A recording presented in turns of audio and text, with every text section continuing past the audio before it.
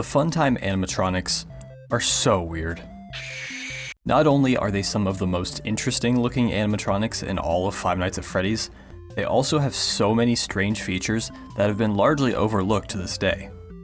That's why I've taken it upon myself to take a deep dive into the ocean that is FNAF's sister location, to see what I can find, and oh boy, I struck gold.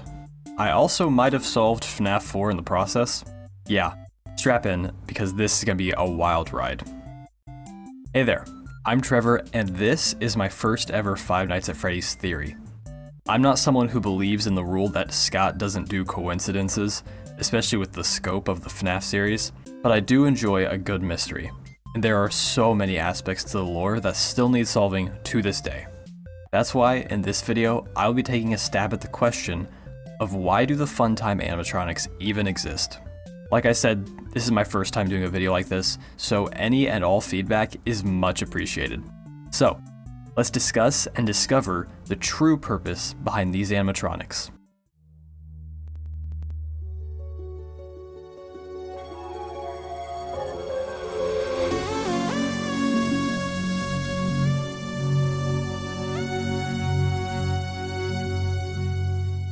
Circus Baby and the rest of the Funtimes were built by William Afton to remotely kidnap and kill children so that he could experiment with Remnant without having to do any of the dirty work himself. That has been the general consensus for a while now, and I'm here to tell you that it's true. Well, kinda. When talking about FNAF's sister location, you have to make the distinction between what we see in the game and what came before it. By the time that the player, Michael Afton, is going through the underground bunker, the animatronics are almost certainly possessed by the original Freddy's spirits via molten MCI. There's also the scooping room with the massive remnant injector. So yes, the animatronics are possessed, and William was experimenting with remnant. But that wasn't always the case. Before Circus Baby's Entertainment and Rentals, the bunker we explore throughout Sister Location, there was Circus Baby's Pizza World. The Funtimes were originally made to be the character roster for this restaurant, which was run solely by William's company, Afton Robotics. These are the animatronics we will be dissecting today.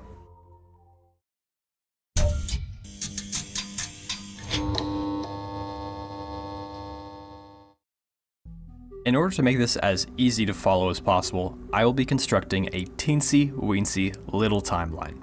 These can get messy pretty fast, so I'm going to be making this very simple and hopefully as agreeable as possible, using only the most necessary information. Starting in 1983. Here we have the first major event of the timeline, the Big Bite. The death of William Afton's son is what fuels his descent into madness. While on his deathbed, we hear William say to him, "I will put you back together." The meaning of this line is still heavily debated, but we can infer one thing for certain. William was planning something. For whatever reason, he wanted his son back, and he must have had some idea of how to do it. We can see evidence of this all throughout Sister Location. Amidst all the random technology, there are a lot of strange humanoid robots, as well as these observation rooms, clearly designed for some kind of experiment. The fact that William's last words to his son were that he was going to put him back together confirms that he already had the idea for the nightmare chambers back in 1983. If you're confused by the term nightmare chamber, I'm referencing the short story Didophobia from the Tales from the Pizzaplex book series. I won't be going into detail here, but this story strongly suggests that what we see in FNAF 4 and then again in Sister Location was all part of an experiment that William Afton was running. Remember, this all takes place in 1983, before Circus Baby's Pizza World, and way before he began working with Remnant. So the bunker was originally home to these experiments, before eventually becoming the rental service and Remnant laboratory that we see in Sister Location. Next, let's try and pinpoint when Circus Baby's Pizza World opens, or at least attempts to open. At the very beginning of Sister Location, Hand Unit tells us this. Due to the massive success, and even more so the unfortunate closing of Freddy Fazbear's Pizza, it was clear that the stage was set, no pun intended, for another contender in children's entertainment. he is directly telling us when Pizza World was slated to open, right after the original Freddy's closed. But when did Freddy's close? Well, that would be after the Missing Children incident, or MCI. But when was the MCI? While we've never gotten a year for when the MCI occurred, the most likely option is 1985, as that's when it's been in every other continuity. However, the FNAF 1 newspapers tell us that Freddy's didn't close immediately after the MCI occurred. With all that being said, my best estimate for Pizza World's grand non-opening is sometime in 1986. Side note, I say hand unit is referring to the original Freddy's, but that's not necessarily confirmed. However, it is the most likely option. This topic could honestly be its own video, so for the sake of time, I won't be going into why this is the case, but I will put up some strong evidence points on screen now. Right alongside Circus Baby's Pizza World's closure, we can go ahead and place the death of William's daughter, Elizabeth Afton, on the timeline. We know that her death is what stops the restaurant from opening, so that one's easy. I wish everything in FNAF was that simple.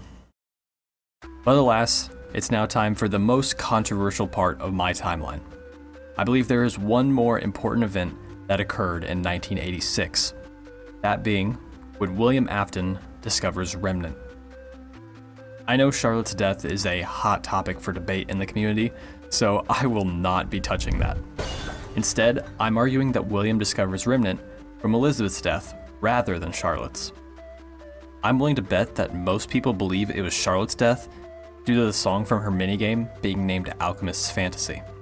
Some would argue that it's referring to William as the Alchemist, but in reality, the song title tells us nothing.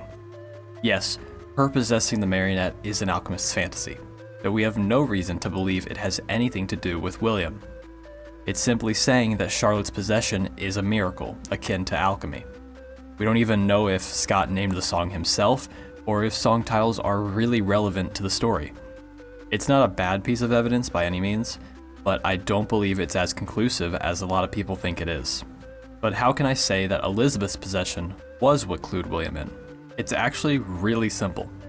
If William discovered Remnant from Circus Baby, one of the FUNTIMES, then it follows that the bunker and the FUNTIMES would be his test subjects, right? Well, that's exactly what we see in Sister Location. There's also the obvious eye color change. With the marionette, it's unclear whether or not it always had the tear marks on its mask, but Circus Baby's eyes definitely changed, and William would have seen this himself. If all this is true, then this tells us that William Afton discovered and began experimenting with Remnant in 1986.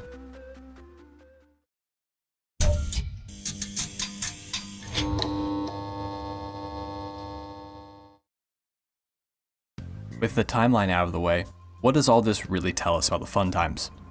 For starters, we can do away with the idea that they were created with Remnant in mind. It's the age-old question: what came first, the animatronic or the Remnant? In this case, the FUNTIMES were created pre-Remnant as far as William is concerned. So they couldn't have been made as vessels for children's souls, and thus were most likely not made to kill anyone.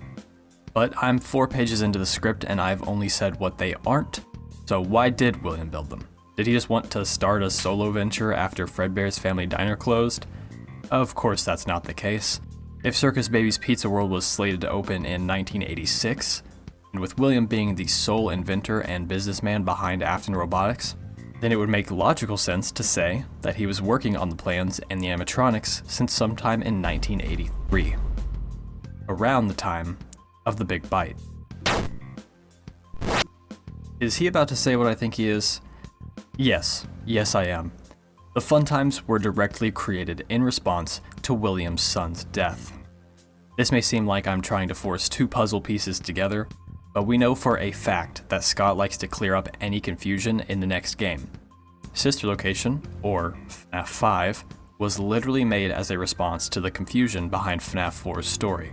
So while the FUNTIMES might seem to be extremely far removed from the story and characters of FNAF 4, I don't think they are at all.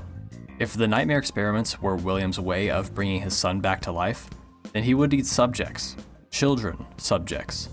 That's why he built the Funtime animatronics, to kidnap children at Circus Baby's Pizza World.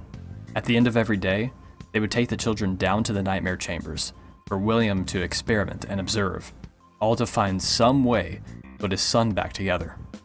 Unfortunately for him, Pizza World never opened to the public, but this wasn't much of a setback for him, since he just started renting them out from Circus Baby's entertainment and rentals instead. And that is William Afton's plan, and the true purpose behind the Funtime animatronics. Hey, did you like my theory? Did I convince you? Let me know by leaving a comment or rating on this video. I would love to hear your feedback. I wish it was that easy, but this is FNAF. I guess it's time for me to address the elephant in the room. No, seriously, this thing probably weighs about as much as an elephant.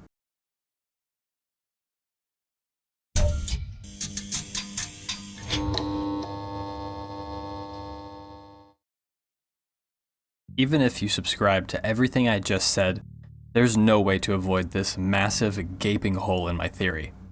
Elizabeth Afton dies at the hands, or more so, the claws, of Circus Baby. If William didn't build her to kill anyone, then why did she kill someone? That's a pretty logical question to ask. Allow me to answer that for you. To begin, let's take a look at the animatronic blueprints. In the sister location extras menu, you can find blueprints for every animatronic in the game, apart from Yendo, my beloved. Each blueprint contains an image of the animatronic, as well as some key design details. Some of these are irrelevant, such as Ballora's balance and stability. She is a ballerina animatronic after all, but there are more interesting details. Circus Baby's blueprint is surprisingly the least informative. Her biggest asset isn't even listed, that being her giant stomach claw. But there is one detail here that can easily be overlooked. Inside her stomach, you can see what appears to be a child-shaped object. The same object can be found in Funtime Freddy's blueprint. To me, this implies that Baby is meant to function in a similar way to Funtime Freddy, as a storage tank. This isn't even the only case of the animatronics sharing certain features. Both Funtime Freddy and Foxy have voice mimicking, and all three, apart from Baby, have some kind of motion detection. So who's to say there can't be two animatronics who could store a child within them? It sure would make abducting them much more efficient. So what if Baby was designed to be another storage vessel, and Elizabeth's death was simply an accident? I know that's a pretty big what if, but you'd be surprised at just how much evidence there is to back it up. We're told about the death of Elizabeth Afton twice in sister location. Once in the death minigame, and the other from Circus Baby herself. The minigame doesn't tell us a whole lot about the events surrounding her death, it really just tells us that she died. Circus Baby, however, gives us a much more detailed explanation of what occurred that day. On night 3 of sister location, the player is presented with the option to visit Circus Baby's room, but Hand Unit tells us not to enter. If you choose to ignore the talking paddle, you can go in and hide under the desk. Baby will recount to you the story of Elizabeth's death. I would always count the children. I'm not sure why. There were 4, then 3, then 2, then 1. Something happened when there was 1. I was no longer myself. I couldn't move, at least, not until she stepped closer. There was screaming for a moment, but only for a moment. I still hear her sometimes. Why did that happen? She tells the story with perfect recollection. She even knows how many children were present at any given time leading up to Elizabeth entering the room. However, when it comes to Elizabeth's death, Baby makes it clear that she is confused about what happened. She doesn't understand why she killed her, which lines up exactly with my interpretation. Baby was designed to kidnap her victims, not kill them. So when she kills Elizabeth, she's confused by it, even so many years later. Is this one instance of confusion enough to say Elizabeth's death was an accident? I would like to think so, but it sure would be nice if there were other cases of this happening with similar results. Something bad happened yesterday. Something bad always happens.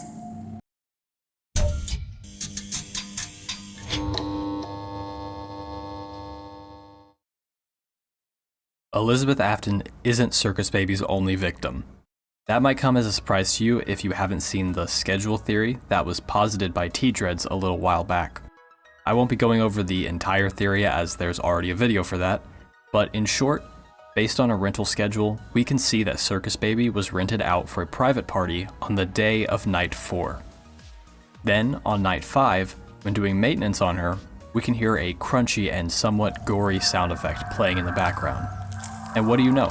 It's even called gore in the game files. If that's somehow not enough of a connection to say that she claimed another victim, then look no further than to her very own words. There is something bad inside of me. But hold on, those are some very strange words for a murder robot. Once again, she directly tells us that something went horribly wrong and she doesn't want it to happen ever again. Perhaps that's why she requires maintenance in the first place, to see what went wrong with the kidnapping, to find out why the victims keep getting killed. The answer is pretty obvious to me, but who am I to talk? I'm broken. I can't be fixed. I can already sense the comments telling me the reasoning behind Circus Baby's disdain for murder is due to Elizabeth possessing her. Similarly to how Springtrap's gameplay works in FNAF 3, she could be aware enough to show discomfort at what she's done, but not enough to go against Baby's programming. However, that's not possible. When we're told the story of Elizabeth's death, she says it all from the perspective of the Circus Baby animatronic, including details from before Elizabeth enters the room. Did you know that I was on stage once? I was covered in glitter. I smelled like birthday cake. I would always count the children. In fact, all throughout Sister Location, she is Circus Baby. She even refers to Elizabeth in the third person when talking about her. A little girl, standing by herself. I still hear her sometimes. But the biggest piece of evidence is something that spans across multiple games. At the end of Sister Location, Circus Baby is now a part of Ennard, along with the rest of the FUNTIMES. Then in the very next game, Pizzeria Simulator, she is back to being her own animatronic entity, separate from Ennard. However, she acts differently from the baby we see in Sister Location. She's much more hostile and she attacks the player, which we never see happen in Sister Location. She's even donning her stomach claw visibly this time, as if she's proud of it. But the most drastic change is that she's eager to claim the lives of more children. After all, she came to the Pizzeria Simulator believing it was one of William's disgusting plans, similar to what he was attempting with Circus Baby's Pizza World. This was a gift for us. This is not Circus Baby anymore. This, my friends, is the sweet and innocent child, Elizabeth Afton. We know this is her speaking, because Henry refers to her by name in his famous speech. Connection terminated. I'm sorry to interrupt you, Elizabeth. If you still even remember that name. And she calls William her father. I will make you proud, Daddy. She even believes her father intentionally killed her so she could become his accomplice. You gathered them all together in one place, just like he asked you to. In some messed up way, she believes she was created to kill more children. Now we can do what we were created to do. Now, I know this line sounds like it could be Circus Baby speaking about how she was created, which would unravel this entire theory. Luckily, context matters, and this line comes right before she addresses William as her father. Plus, this is nothing like what we see in Sister Location. In that game, she was calm and manipulative. She never said anything she didn't have to. That was the programming of Circus Baby. Programming that sees death as a bad and confusing thing. The programming that was never meant to witness death at all. This, however, is Elizabeth Afton, without the restriction of Baby's programming. She's more open with her feelings and desires, and she is more than willing to kill you, her brother, or anyone else who gets in her way. Now she's free to do as she pleases, and the apple doesn't fall too far from the tree.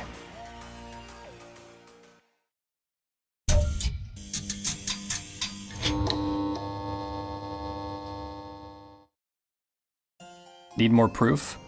I can tell you what caused such a drastic change. Upon completing Sister Location's custom night, you are shown a cutscene of Michael Afton addressing his father. During his speech, he says, "I put her back together, just like you asked me to." Although the custom night gameplay is non-canon, we know that this speech must occur after the events of the game. When throughout Sister Location do we see Michael performing a task on Circus Baby that could be seen as putting Elizabeth back together? There are two options really. The most obvious answer would be that it's the action of literally putting Ennard together on night 5. This makes sense on the surface, but it doesn't explain how Elizabeth would awaken due to this. On top of that, if joining the group is what put her back together, then why would her first act afterwards be to leave Ennard? In my opinion, the more likely option can be found during the Night 5 maintenance section. Here is where Baby tells us that she claimed another victim, and that she doesn't want it to happen again. But later on, she tells us something strange. Will you help me? I want you to save what is good, so the rest can be destroyed and never recovered. My interpretation of this moment is that Michael is putting Elizabeth back together by destroying Circus Baby, freeing her from the animatronic programming. But what he doesn't know is that Baby wasn't the monster. His little sister was. Hey, did you like my theory? Did I convince you? Let me know by leaving a comment or rating on this video. I'd love to hear your feedback. Hey, if she isn't supposed to kill anyone, why does she have the giant claw in the first place? Oh. Oh yeah. Hey, who keeps doing this to me?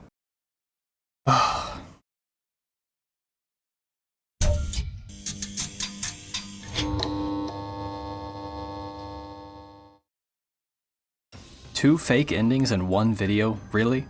Who does this guy think he is? Scott Cawthon? Seriously though, I've only scratched the surface.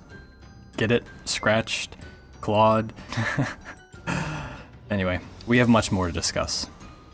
This theory relies heavily on the idea that the FUNTIMES were built without the intention of killing any of the kids they kidnapped. So Circus Baby's claw implicates that quite a bit. However, this issue caused me to dig even deeper, and what I found not only solves this problem, but I might have just solved FNAF 4 as well. First, we need to talk about the nightmare chambers again. In FNAF 4, we play through what seem like nightmares that a child is having. In Sister Location, however, we see that these nightmares were really happening. Sort of. These were experiments that William Afton was conducting from the bunker, using some kind of hallucinogens to cause real children to see false nightmare animatronics. But why was he doing all of this? To put his son back together, of course. That's a fine answer, I suppose, but it doesn't tell us why he was doing this in particular. How does torturing random children further his goal to resurrect his dead son? Well, it's complicated, but it can all be summed up into one single word.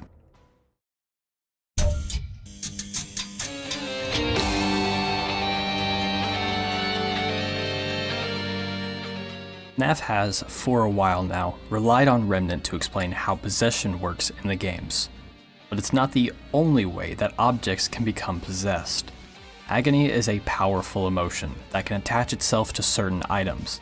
That's the main theme of the Fazbear Frights book series after all.